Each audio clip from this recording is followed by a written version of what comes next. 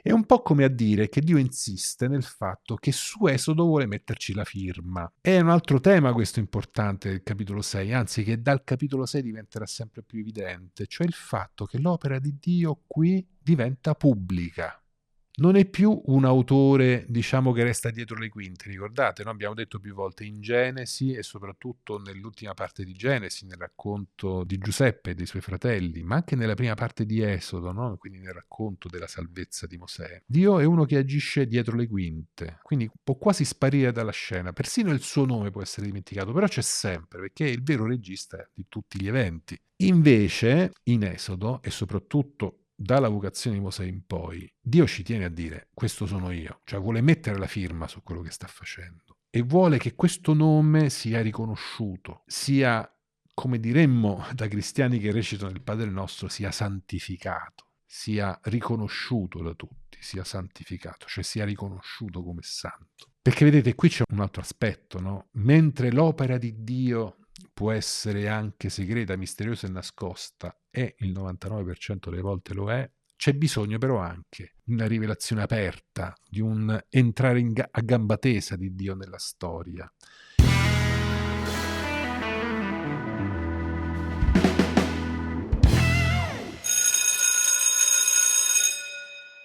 E bella a tutti dal prof. Questa sera cominciamo la lettura del capitolo 6 di Esodo e dirò alcune cose, però studiando e leggendo un po' il capitolo e quello che ci sarebbe da dire sul capitolo, mi sono accorto che forse c'era bisogno di un po' più di tempo e ci sarà bisogno forse di un po' più di spazio, forse dovremmo fare un paio, ecco, di conversazioni, perché assistiamo in questo capitolo a diverse cose. Tra l'altro il capitolo, come adesso vedremo, è anche spezzato in due parti da questa strana genealogia che sembra interrompere la narrazione. Sostanzialmente siamo di fronte alla soluzione, se così si può dire, della crisi vocazionale di Mosè. Non c'è stato un momento nel quale il profeta ha detto sì, ecco, sia fatta la tua volontà e ci dà giù, insomma, nella fede in Dio. Non è così per Mosè. Mosè vive la sua vocazione in maniera molto più tormentata e cercheremo di dire due parole su questo. Allora andiamo a prendere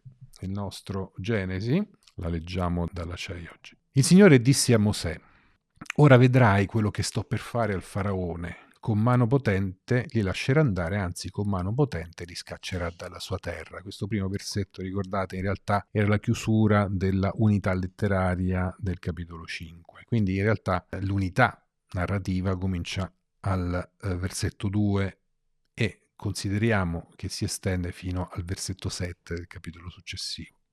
Dio parlò a Mosè e gli disse: io sono il Signore. Mi sono manifestato ad Abramo, a Isacco, a Giacobbe come Dio l'Onnipotente, ma non ho fatto conoscere loro il mio nome di Signore. Allora gli egiziani sapranno che io sono il Signore, quando stenderò la mano contro l'Egitto e farò uscire di mezzo a loro gli israeliti. Mosè e Aronne eseguirono quanto il Signore aveva loro comandato, così fecero. Mosè aveva 80 anni, Aronne 83, quando parlarono al faraone. 80 anni, capito? 80 anni. A 80 anni la vita comincia, potrebbe essere un motto per la vita di Mosè. La vita comincia a 80 anni. Non è per tutti così, ma per il grande Mosè effettivamente è stato così. Allora, vi ho detto, in questa nostra prima conversazione non andiamo molto a fondo, anche perché mi sono accorto che avrei dovuto preparare meglio questa nostra chiacchierata, perché ci sono molti elementi effettivamente in merito di essere approfonditi. Però, ecco, diciamo, scaldiamoci un po' e entriamo in questa parte del libro dell'Esodo che si avvicina di più, diciamo, al momento culminante, no? Quello appunto della Pasqua, che è quasi al centro della narrazione. Allora, il versetto 2, Dio parlò a Mosè e gli disse, io sono il Signore. Ora sapete che al posto di Signore trovate in realtà nel testo originale il tetragramma, cioè il nome vero, il nome proprio di Dio, no? Quel nome che era stato già rivelato in Esodo 3 e che ora viene ripreso. Cioè, qui assistiamo nel capitolo 6 a una ripresa quasi completa della vocazione di Mosè. Tant'è vero che gli studiosi ritengono quasi tutti al 99% che assistiamo qui in realtà all'inserimento di una tradizione parallela sulla vocazione di Mosè.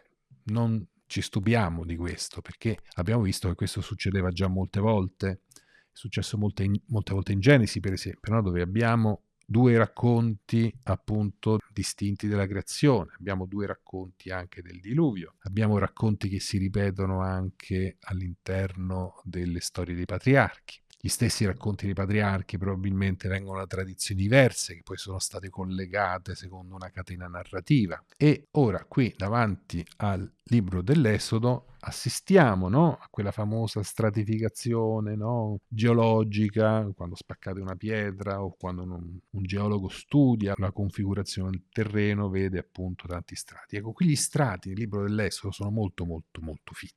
E quindi insomma è ancora più evidente, no, questo lavoro di rimaneggiamento continuo del testo, no, che è stato fatto in tempi diversi, in momenti diversi, che è arrivato fino a noi. Allora, però c'è comunque, diciamo, alla fine un'impronta decisiva che è quella del redattore finale. Il redattore finale o i redattori finali hanno preso questa, diciamo, narrazione alternativa della vocazione di Mosè e l'hanno inserita qui giustamente secondo un criterio narrativo, cioè qui Mosè aveva bisogno di dare fino in fondo la propria vocazione, fino in fondo la propria chiamata. E da dove nasce, diciamo, la forza di questa chiamata? Da chi chiama, è questo che fa la differenza. Non è una chiamata o una vocazione in sé la cosa straordinaria. La cosa straordinaria è che è Dio a chiamarti. E in questo caso il Dio che ha un nome, il nome. Io sono il nome. Questa è effettivamente la traduzione che avremmo dovuto mettere. Ecco, ma qui Dio parla a Mosè e mette dentro di nuovo, come aveva fatto in Esodo 3, tutta la storia precedente. Mi sono manifestato ad Abramo come Dio l'Onnipotente, eccetera, eccetera. Particolare interessante che dovremo approfondire, ma intanto ci metto così, mi faccio, come dire, vi anticipo, no? E vorrei che portaste l'attenzione su questa frase. Mi sono manifestato ad Abramo, a Isacco e a Giacobbe come Dio l'Onnipotente, ma non ho fatto conoscere loro il mio nome di Signore. Ecco, questo versetto apre un discorso molto interessante. E cioè, ma insomma, Dio come si chiama? È un tema che abbiamo già affrontato, quello del nome di Dio, no? Ma qui questo versetto lo rilancia, rendendo ancora più esplicito quello che era sottinteso prima. E cioè, i patriarchi rispetto a Mosè, dato che si tratta quella dei patriarchi di una storia precedente, rispetto a Mosè ne rappresentano le radici. Abramo, Isacco e Giacobbe sono le radici di quel popolo. E queste radici, che dal punto di vista dello scrittore di Esodo sono già delle radici remote. Remoto è l'Esodo, ma ancora più remote sono le radici dell'Esodo, cioè le storie dei patriarchi, raccontano, considerate all'interno dello svilupparsi di tutte le tradizioni di Israele, di tutto il suo racconto, di tutta la sua mitologia in senso proprio letterale del termine, perché mitos significa essenzialmente racconto, e c'è dentro una rivelazione progressiva. Io mi sono fatto conoscere così, ma adesso il mio nome è questo. Io sono il Dio di Abramo e quindi viene evocata tutta la storia di Abramo, di Isacco e poi anche di Giacobbe, tutta la storia precedente.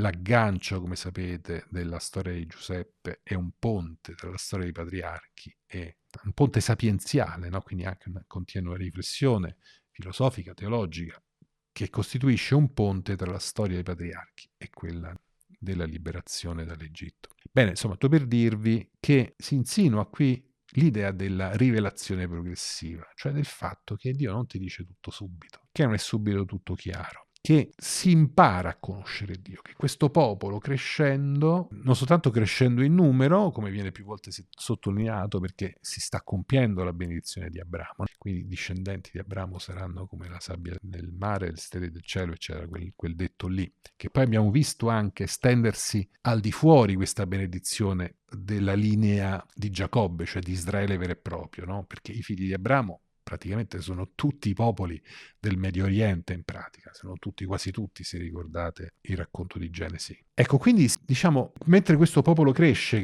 anche materialmente, cresce però anche la consapevolezza di chi è questo Dio. Questa è un'idea che tornerà. È un'idea che però qui, diciamo, lascia il passo anche a un altro concetto, e cioè l'intenzione che aveva probabilmente l'autore biblico di unificare diverse tribù o diverse provenienze da diverse tradizioni sotto un'unica identità. Cioè si vede che c'è stato uno sforzo nel corso del tempo di fare una vera e propria opera di unificazione religiosa di questo popolo. Cioè è molto probabile che i proto-israeliti, no? Quelli che poi hanno formato il popolo di Israele vero e proprio, in realtà fossero tante tribù sparse, questo ne abbiamo anche una conferma archeologica, che probabilmente ciascuna adorava dei diversi con un nome diverso.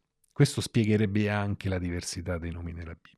Però nel periodo dell'Esodo, quando i racconti dell'Esodo hanno cominciato ad essere messi per iscritto, e questo processo probabilmente è cominciato prima dell'esilio, secondo gli studiosi, quindi più o meno nel corso del regno di Giosia, quindi prima ancora appunto della caduta di Gerusalemme, no? Il re Giosia è il re di Israele che probabilmente ha cercato di unificare il nord e il sud, che ha sicuramente fatto una campagna molto forte di propaganda per l'unicità del luogo di culto che doveva essere a Gerusalemme, quindi diciamo la distruzione poi di fatto di tutti gli altri luoghi di culto, quindi l'unificazione politico-religiosa del popolo di Israele, che è stata anche un'operazione appunto, capite, politica. Questa idea ne abbiamo testimonianza in passaggi come questo, cioè anche se i vostri antenati hanno chiamato Dio in modo diverso, però il nostro Dio è questo qui, è il Signore, è il nome, è il Dio dei vostri padri, è lo stesso Dio. Quindi c'è dietro tutto un lavoro di ricucitura di diverse idee, diverse tradizioni, forse anche di diversi culti religiosi, diversi tempi, luoghi diversi, che sono stati appunto poi unificati. E nell'ultimo periodo della formazione di questo testo, la formazione del Pentateuco, che coincide più o meno con il ritorno dall'esilio, il primo periodo del Secondo Tempio,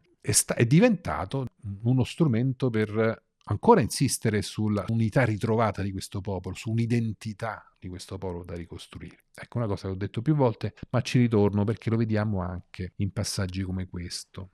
Quindi vedete ci sono molti intenti, ci sono molte melodie, molte cose da leggere tra le righe nel testo della Bibbia, sia da un punto di vista storico, che ho appena detto, ma anche da un punto di vista teologico, no? Ecco l'idea che un Dio che ha tanti nomi ma che in realtà è uno solo, con un nome, però un nome che sia lui, non il nome che gli hanno dato gli altri. Anche se Dio si assume una certa responsabilità di come si fa chiamare, mi sono manifestato a Abramo e agli altri patriarchi come Dio l'Onnipotente, che se non sbaglio nel testo originale dovrebbe essere El Shaddai, no? Che è uno dei nomi di Dio.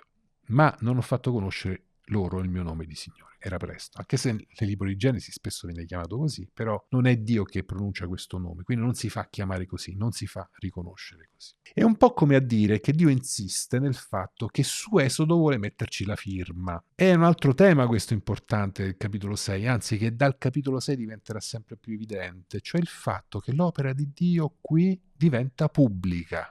Non è più un autore, diciamo, che resta dietro le quinte, ricordate, no? Abbiamo detto più volte in Genesi e soprattutto nell'ultima parte di Genesi, nel racconto di Giuseppe e dei suoi fratelli, ma anche nella prima parte di Esodo, no? Quindi nel racconto della salvezza di Mosè. Dio è uno che agisce dietro le quinte, quindi può quasi sparire dalla scena, persino il suo nome può essere dimenticato, però c'è sempre, perché è il vero regista di tutti gli eventi. Invece, in Esodo, e soprattutto dalla vocazione di Mosè in poi, Dio ci tiene a dire questo sono io, cioè vuole mettere la firma su quello che sta facendo e vuole che questo nome sia riconosciuto, sia, come diremmo da cristiani che recitano il Padre Nostro, sia santificato, sia riconosciuto da tutti, sia santificato, cioè sia riconosciuto come santo. Perché vedete, qui c'è un altro aspetto, no? Mentre l'opera di Dio può essere anche segreta, misteriosa e nascosta, e il 99% delle volte lo è, c'è bisogno però anche di una rivelazione aperta, di un entrare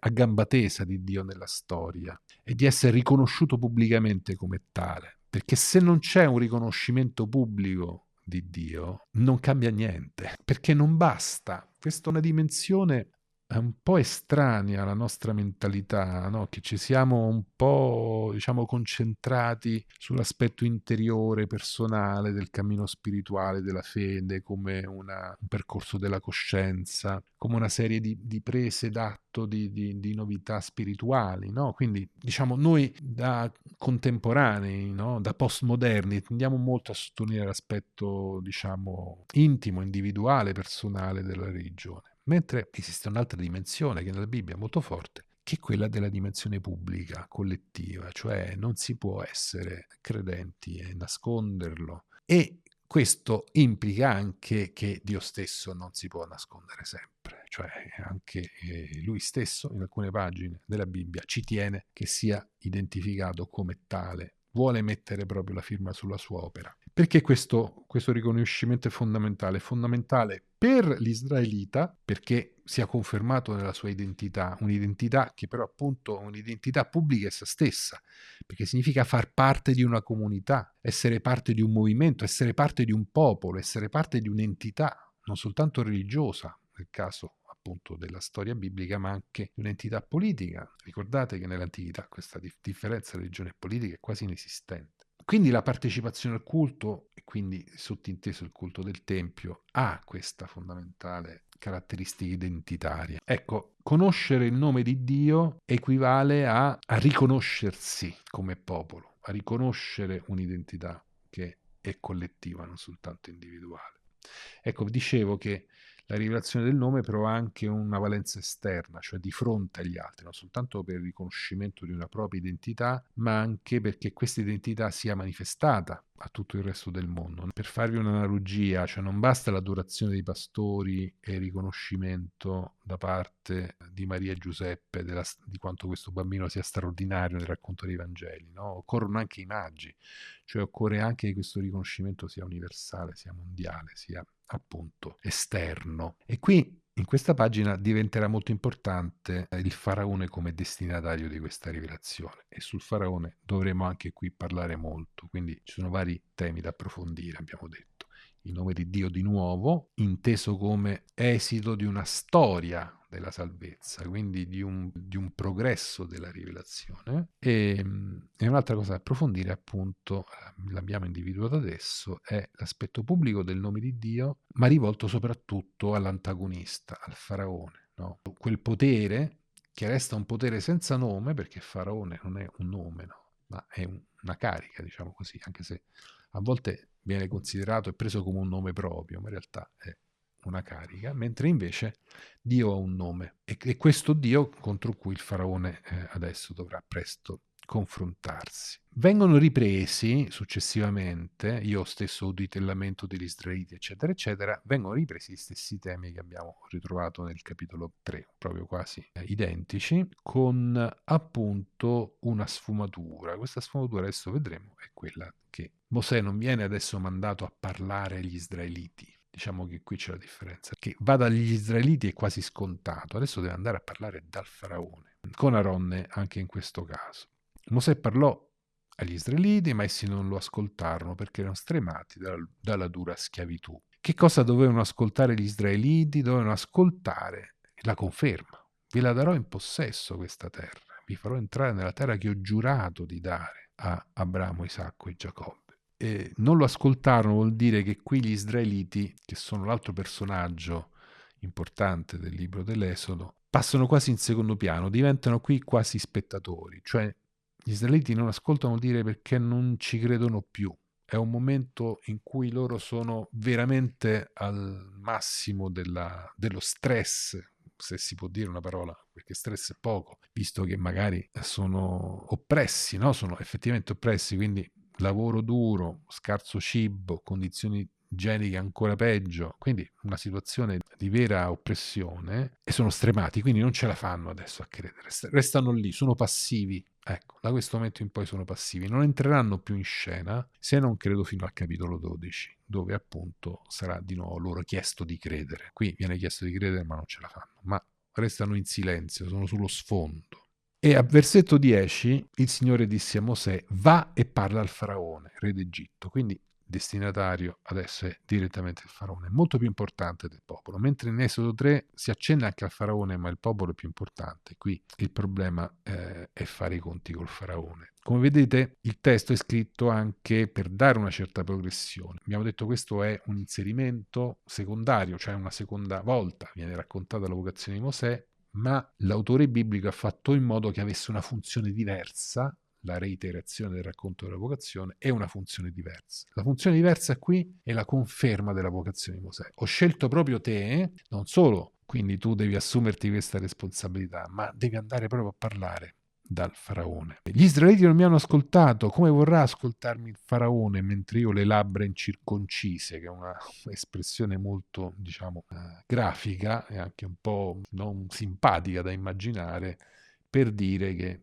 con la bocca non riesco a parlare, mi manca la bocca, mi manca pezzi della bocca, cioè non sono adatto a parlare. La circoncisione rendeva adatti al culto e all'appartenenza, qui una bocca incirconcisa è un'espressione un po' figurata, forse non molto elegante, ma sicuramente molto efficace come stile per dire una bocca incapace di parlare. Il Signore parlò a Mosè e ad Aronne e diede loro ordini per gli israeliti e per il faraone. E qui, a questo punto, l'abbiamo capito, vengono tirati fuori appunto i capi con vari nomi che ci sovrastano, ma tutta questa genealogia mette l'accento, non ve la rileggo per carità, mette l'accento alla fine sull'appartenenza di Aaron e Mosè alla tribù di Levi. Noi già lo sapevamo, ma quando troviamo una genealogia di solito è perché l'autore biblico, gli autori biblici vogliono evidenziare qualcosa, generalmente un passaggio. Questo confermare Mosè ad Aronne e metterci una bella genealogia è anche evidentemente la conferma di una vocazione, la conferma di una chiamata fondamentale e decisiva, ma è anche la conferma che viene fatta, ricordiamoci che gli scribi che scrivono, scusate la ripetizione poco elegante, gli scribi che scrivono, cioè che gli scrittori biblici hanno anche un'intenzione storica, no, precisa che riguarda il loro contesto, che è quella di confermare il sacerdozio levita. I contemporanei lettori di Esodo sono invitati a riconoscere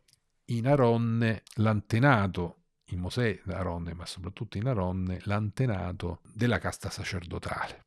No, quindi il sacerdozio, come sapete, biblico discende da Aronne e qui viene sottolineato. Le genealogie hanno sempre una funzione di legittimazione. Cioè, noi adesso vi parliamo di questo personaggio, di questi personaggi, ma ne abbiamo tutto il diritto e il titolo di farlo perché discendono da questi altri. Come dire, c'è Dio che si è fatto avanti a raccogliere i frutti di qualcosa che aveva già seminato. Questa è l'idea di una genealogia nella Bibbia. La genealogia ci dice che Dio ha seminato lontano e adesso viene a raccogliere in questi personaggi, ma non soltanto da un punto di vista fattuale, cioè non è soltanto una rivelazione su Dio, ma anche una legittimazione, perché Dio viene a raccogliere proprio da quel seme lì, da quella genealogia, da quella discendenza, per dire è tutto preparato e quindi siccome Dio ha seminato questo, adesso viene a raccogliere. Quindi Aronne e Mosè sono in qualche modo frutto di un piano divino.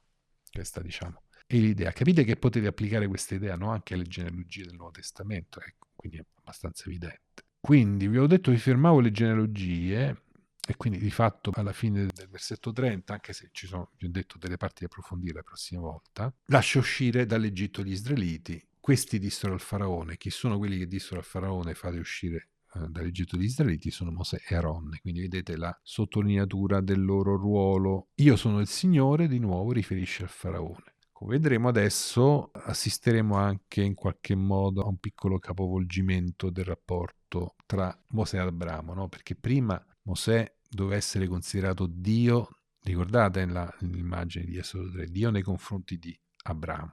Quindi come io parlo a te, diceva appunto il Signore che si rivelava sul Sinai a Mosè, come io parlo a te, così tu parlerai ad Aronne e ad Aronne vi dirà parlerà con il popolo sostanzialmente, no? Quindi tu sarai per Aronne come Dio e Aronne sarà il tuo profeta. Qui invece è una cosa diversa. A Dio dice a Mosè di parlare lui stesso e di essere Dio per il faraone. Dio per il faraone. Quindi non è più Dio e Aronne profeta di Mosè per gli israeliti, ma per il faraone. Quindi c'è una seconda vocazione che dà ancora più forza e intensità, legittimità al ruolo di Mosè e si rivolge a questo grande avversario. Quindi in questo momento in realtà Mosè doveva essere confermato, ma questa conferma non è una conferma consolatoria di una missione precedente. La missione si sviluppa, diventa ancora più importante, viene sottolineata addirittura la conseguenza storica a lungo termine di questa missione, che viene anticipata proprio dall'idea della genealogia. E ora vedremo Mosè e Aronne che effettivamente dal faraone ci vanno a parlare, quindi vedete Mosè elabora una risposta sempre più sicura di questa sua vocazione. Ci vanno a parlare, notate bene, dopo tutto questo, cioè dopo aver visto che il faraone è una persona con cui non si può scherzare, quindi ci vuole ancora più coraggio, ci vuole ancora una conferma ancora maggiore in questa pagina Dio la dà a Mosè.